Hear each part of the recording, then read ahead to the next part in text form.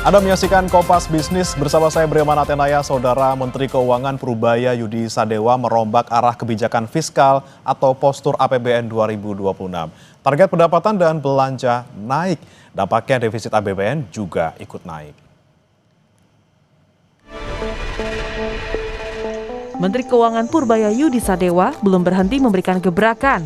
Berbagai manuver dilakukan untuk mencapai target pertumbuhan ekonomi yang diinginkan Presiden Prabowo Subianto. Arah APBN 2026 pun dirombak total. Setelah memindahkan uang negara ke perbankan, Purubaya menaikkan angka yang ada dalam postur APBN, mulai dari pendapatan negara, belanja pemerintah, pusat dan daerah.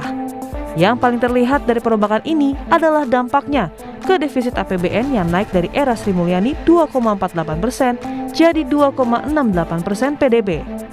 Menteri Keuangan Purubaya mengklaim perubahan ini tidak berbahaya bagi keuangan negara. 43 triliun untuk daerah. Iya. Sesuai dengan apa masukan dari daerah. Untuk kita sih itu penting karena untuk dalam jangka pendek untuk menjaga stabilitas sosial dan politik daerah. Dan walaupun total dana untuk daerah yang turun dibanding tahun lalu, cuma ada 1.300 triliun belanja pusat yang dibelanjakan di daerah. Jadi manfaat ke daerahnya nggak akan berkurang. Artinya dominasi pergerakan ekonomi daerah. Pak Menteri boleh diulang Pak, APBN ke daerah nggak berkurang. Apalagi nanti saya akan paksa dan monitor belanja daerah jangan sampai terlambat seperti sebelum-sebelumnya. Yang buat defisitnya Pak? Yang defisitnya tadi? Defisitnya Pak? 2,68% kan?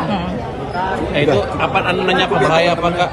Itu nggak apa-apa, itu masih di bawah 3% dan diperlukan untuk nanti menciptakan pertumbuhan ekonomi yang lebih cepat. Jadi nggak usah tambah. Tetap hati-hati.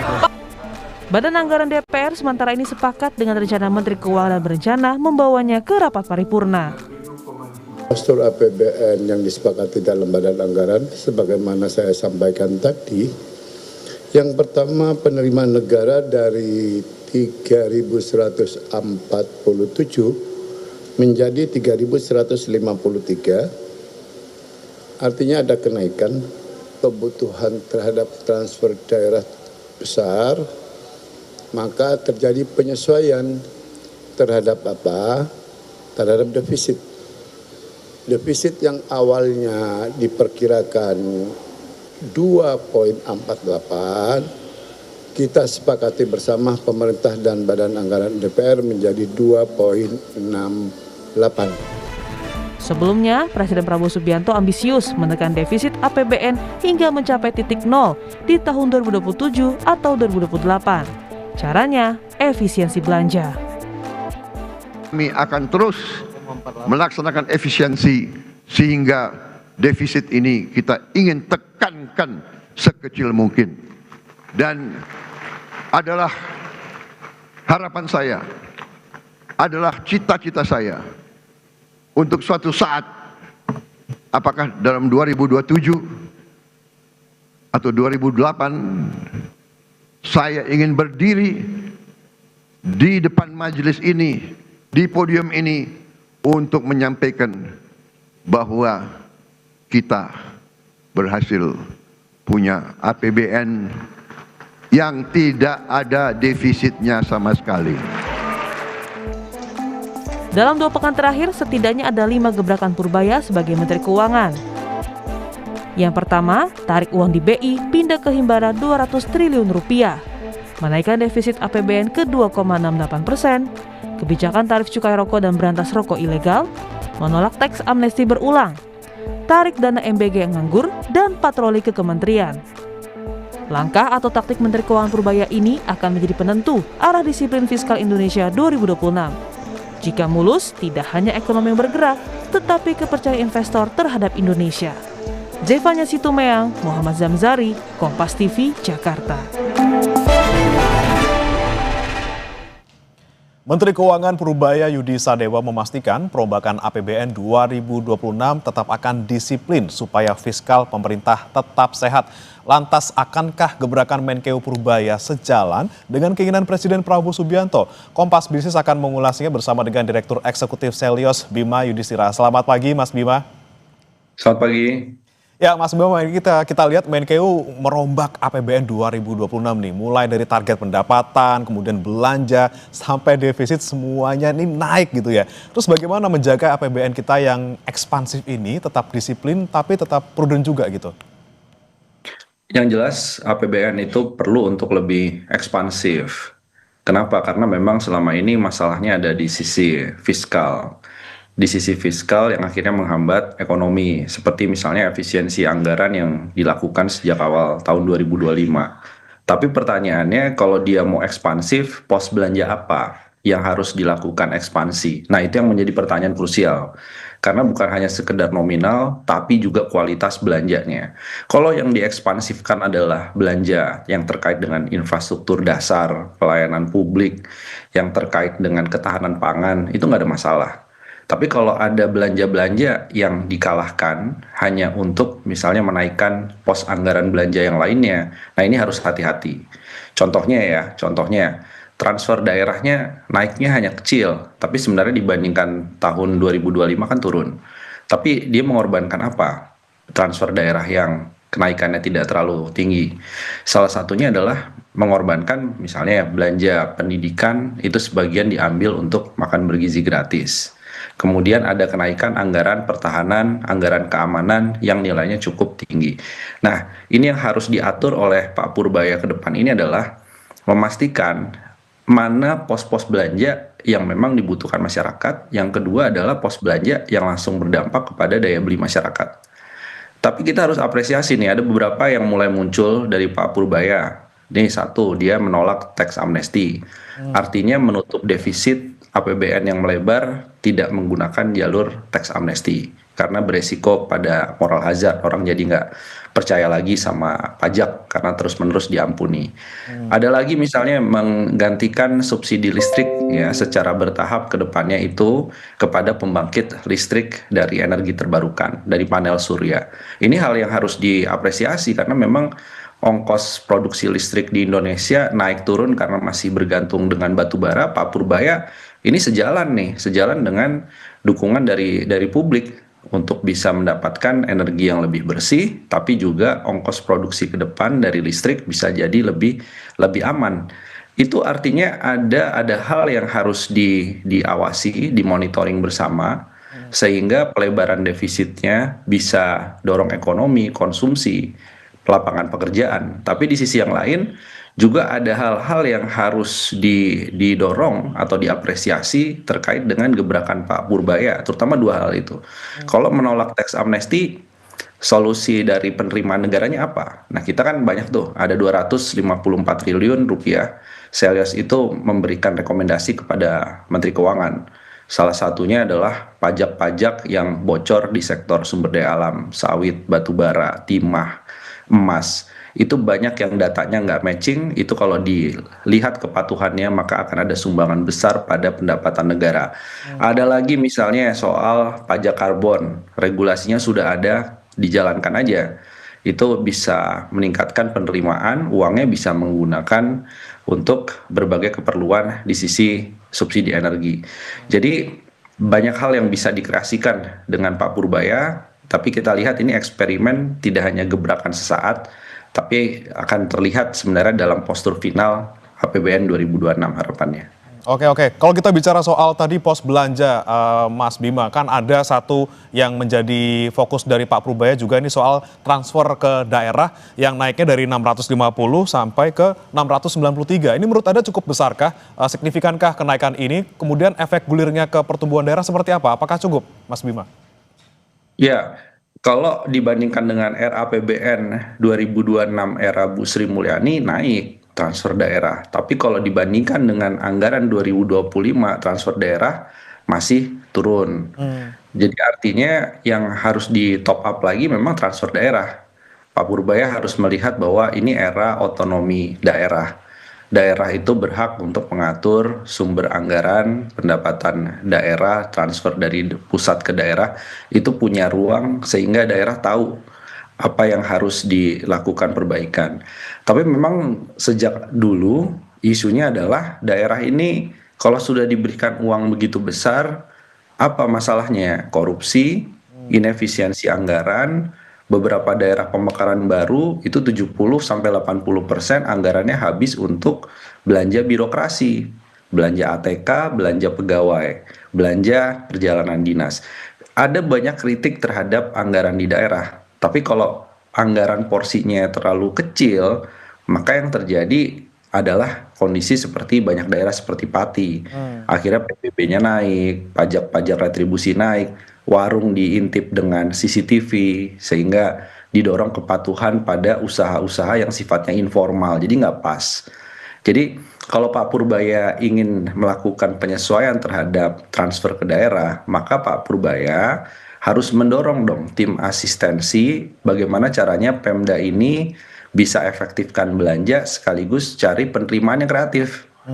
Jadi banyak Pemda itu mulai mencari penerimaan dari ekonomi kreatif, ekonomi basisnya budaya, ekoturisme misalnya, dan sumber-sumber pertanian yang berkelanjutan, perikanan yang lebih modern.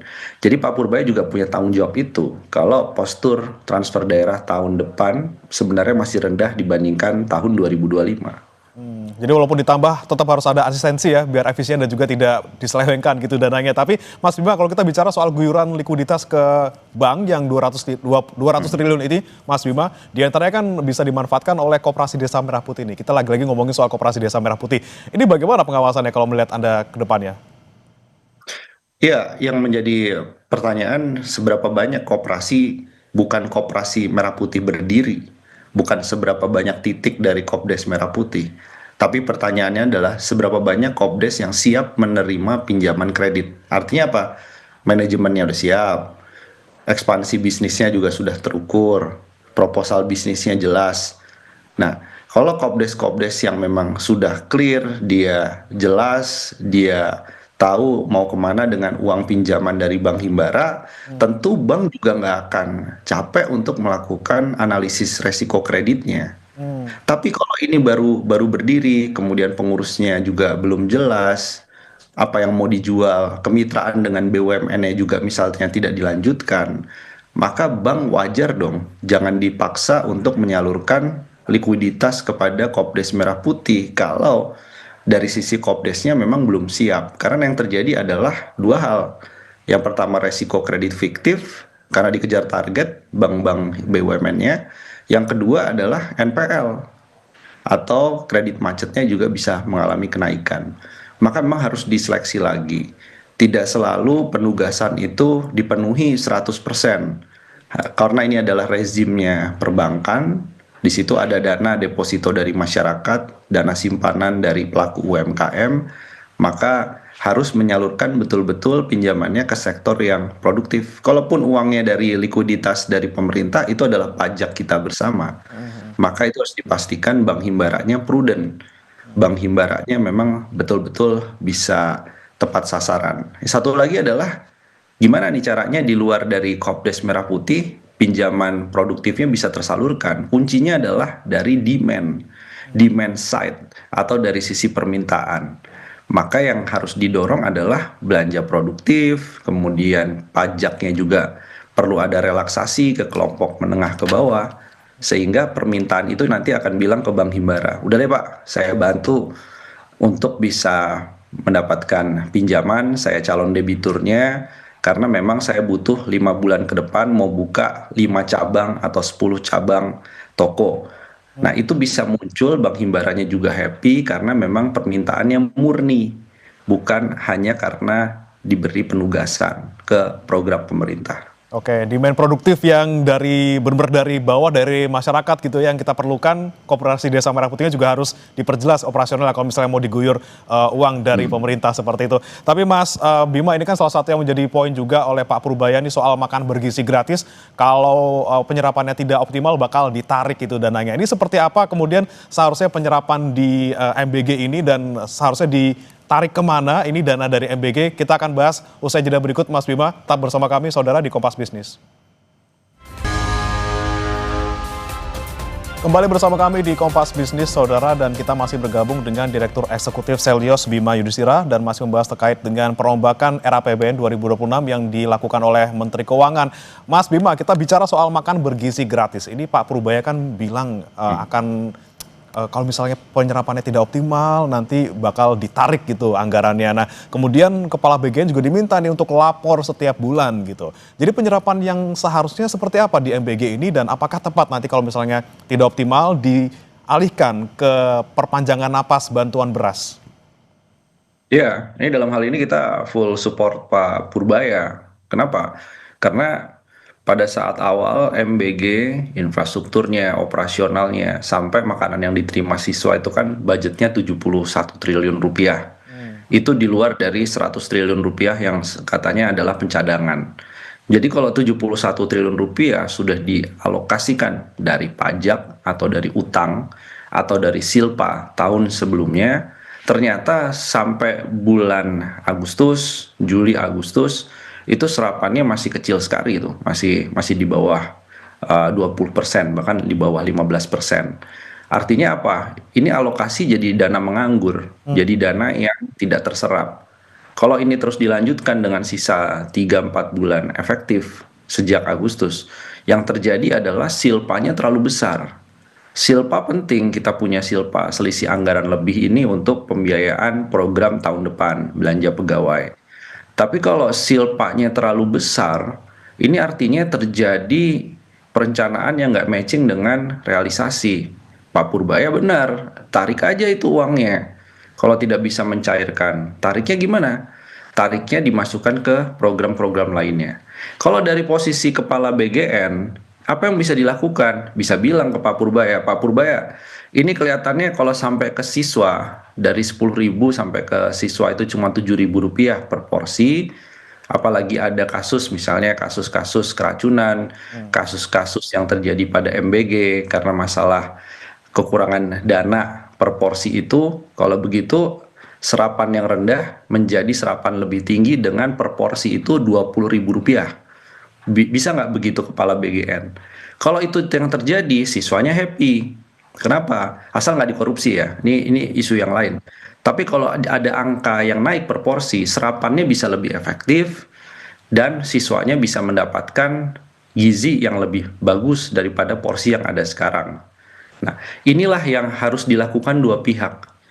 Tapi kalau nggak berubah juga, BGN tetap bisnis as usual sampai akhir tahun akhirnya serapannya kecil, lebih baik dari sekarang ditarik sebagian anggarannya untuk bantuan tunai langsung ataupun misalnya mendorong penciptaan lapangan kerja di padat karya, bisa juga masuk kepada program terkait dengan kredit usaha rakyat. Jadi uangnya itu langsung berputar lebih cepat daripada makan bergizi gratis. Jadi ini yang harus diselesaikan. Sebenarnya sih nggak perlu bicara ke publik ya, Pak Purbaya. Ya cukup panggil Kepala BGN aja kan. Ini mau ditarik atau serapannya lebih bagus. Karena tahun depan dengan 335 triliun rupiah MBG yang mengambil dana pendidikan dengan kondisi kinerja sekarang, maka tahun depan terlalu besar. Lebih baik Pak Purbaya ambil tahun depan anggarannya untuk makan bergizi gratis. Balikin lagi aja ke pendidikan. Kira-kira begitu. Oke, jadi jangan sampai anggaran yang raksasa ini kemudian malah jadi utang sia-sia karena tidak terserap gitu ya Mas Bima ya. Kemudian kita bicara soal defisit nih Mas Bima, Presiden saat nota keuangan kan bilang yakin gitu defisit bisa 0%. Tapi Menkeu malah naikin di RAPBN 2026 jadi 2,68 gitu ya, masih di bawah 3%. Tapi seperti apa nih Mas Bima melihatnya? Mana yang bakal jadi acuan market? Ini omongannya Pak Prabowo atau omongannya Menkeu ini? Iya, Pak Prabowo itu konteksnya sebenarnya defisitnya bisa nol itu karena Danantara menyumbang penerimaan negara lebih besar ke depannya pada waktu di pidato nota keuangan. Sementara yang real dilihat bahwa defisit 0% belum ada hilalnya nih, belum ada tanda-tandanya. Karena di 2026 defisitnya justru mengalami pelebaran menjadi 2,6% lebih. Tapi apapun itu, apapun Pak Presiden atau Pak Purbaya, pada intinya adalah fiskal yang sehat dan berkualitas itu yang harusnya menjadi diskursus di dalam pemerintahan.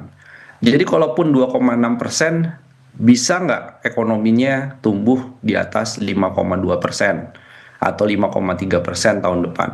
Bisa nggak sektor pekerja formalnya itu semakin banyak porsinya dibandingkan pekerja di sektor informal? Bisa nggak upah rata-rata masyarakat itu naik? ketimpangannya menurun, kemiskinannya menurun lebih cepat. Nah, itu yang penting adalah outputnya, deliverable-nya.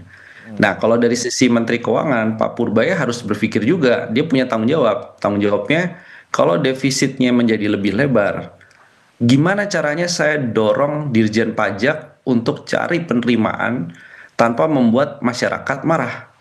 Tadi ada 254 triliun yang disarankan oleh Selyos tanpa mengganggu daya beli itu bisa. Nah, yang kedua adalah kalau pemerintah harus menambah utang, ada loh sebenarnya solusi utang itu bukan bertambah, tapi program belanja bisa jalan, utangnya berkurang. Maka membuka ruang renegosiasi dengan para kreditur utang. Bilang aja, MBG butuh anggaran 335 triliun. Bank Dunia, ASEAN Development Bank, ataupun dari negara-negara seperti Jepang maupun Tiongkok, bisa nggak utang Indonesia bayarnya nggak usah sebesar yang kemarin, tapi Anda membantu program MBG dengan lebih bagus ke depannya. Nah, itu bisa, jadi beban utangnya bukan nambah, beban utangnya berkurang, tapi program pemerintahnya bisa berjalan lebih bagus. Itu yang namanya pertukaran utang atau debt swap. Jadi cara-cara yang kreatif ini harus terus dicoba, di-exercise oleh Pak Purbaya. Makanya kalau tax amnesty bukan solusinya dan kita mendukung Pak Purbaya untuk menolak kalau ada DPR yang minta ada tax amnesty jilid 3, ya tolak aja itu Pak Purbaya, itu udah bagus. Solusinya apa? Dari Pak Purbaya agar rasio pajaknya itu bisa terus mengalami kenaikan tanpa bikin orang marah. Itu sebenarnya solusinya ada. Jadi tinggal Pak Purbaya ini mumpung lagi confidence, lagi percaya diri, jalankan aja tuh input-input dari publik yang bagus, exercise jalankan. Oke, jadi nggak masalah ya defisitnya nggak harus 0%, asalkan masih di bawah 3%, ekspansif tapi produktif gitu ya. Jangan sampai ekspansif tapi kemudian tidak terukur, dan jangan lupa nih nambel defisitnya jangan bebani rakyat, harus kreatif juga tadi seperti Mas Bima bilang. Terima kasih Mas Bima Yudhistira, Direktur Eksekutif Selyos sudah bergabung bersama kami di Kompas Bisnis. Selamat pagi Mas Bima. Terima kasih, selamat pagi.